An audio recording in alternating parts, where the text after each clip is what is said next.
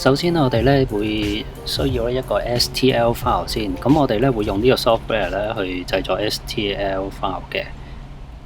咁好處咧就係好容易用嘅啫，因為今次咧就當係整一個3D 嘅文字啦。咁只需要喺個 T 字呢個 icon 裏邊咧入翻所需嘅資料啦，譬如我今次想做 ICT 啦，揀翻字體啊、字型啦、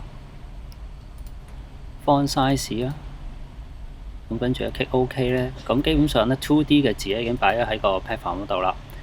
咁跟住我哋咧都要有啲厚度嘅質㗎，咁所以我哋咧會將佢厚度咧搞到做2個 mm 啦。咁同埋咧個字拉大啲咧，會一陣間打印嘅時候咧明顯啲嘅，咁所以我都將佢 size 咧會整大啲。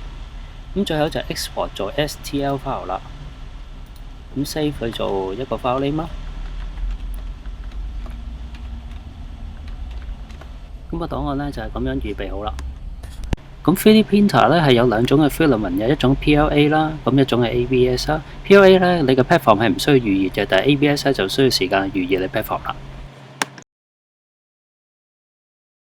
咁跟住咧就要開機啦。咁喺呢一度咁長撳一下啦。咁跟住咧佢會有嘟嘟聲嘅。咁 platform 咧會自動咧會升降啊 ，test 下啲位置啊咁。咁佢會做一個咧好簡單嘅初始化啦。咁 3D printer 咧，咁而家就準備好啦。咁我哋咧再開翻我哋預先製作好嘅 STL file 啦。咁跟住我哋揀 maintenance。咁 maintenance 裏邊咧，我哋今次揀 new spoon check 下咧，究竟我哋所用嘅 filament 咧嘅磅數啦，同埋係咪嗰隻 material 啦。咁係嘅話咧，咁跟住我哋就可以準備 print 啦。咁啊 print 嘅話就咁 click OK 咧，咁就已經得㗎啦。咁你見到咧，佢有盞燈咧喺度閃緊嘅，咁即係代表咗咧，佢而家咧就預熱緊個噴嘴啦。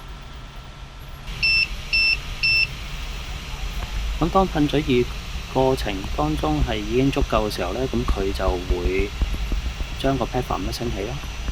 咁跟住咧就可以開始印啦。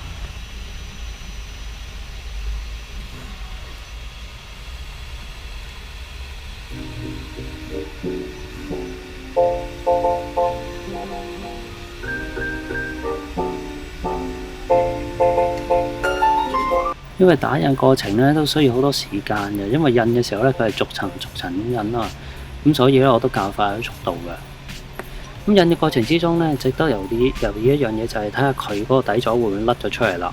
咁不過正常咧就應該唔會甩嘅，咁甩咗出嚟可能要重新再打印膏咯。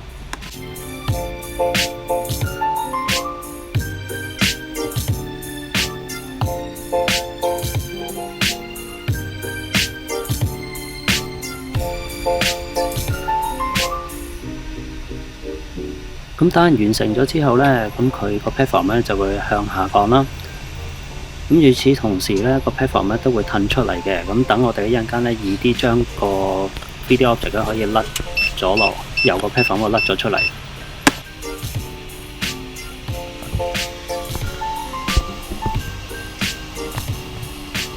因為 PLA 咧個 platform 咧係唔熱嘅，咁所以我哋咧可以用手咧 hold 住個 platform 啦，再揾個鏟咧慢慢咁鏟起個印出嚟嘅 3D object 啦。咁呢度需要一少少力嘅。咁當然啦，頭嗰條嘅絲咧都要鏟埋出嚟嘅，咁啊影響下次打印㗎。咁樣咧就完成咗我哋呢一次嘅 3D 打印啦。咁記住熄機喎，如果咪嘥電啦。今次分享咁多，咁啊大家可以自己試下啦，拜拜。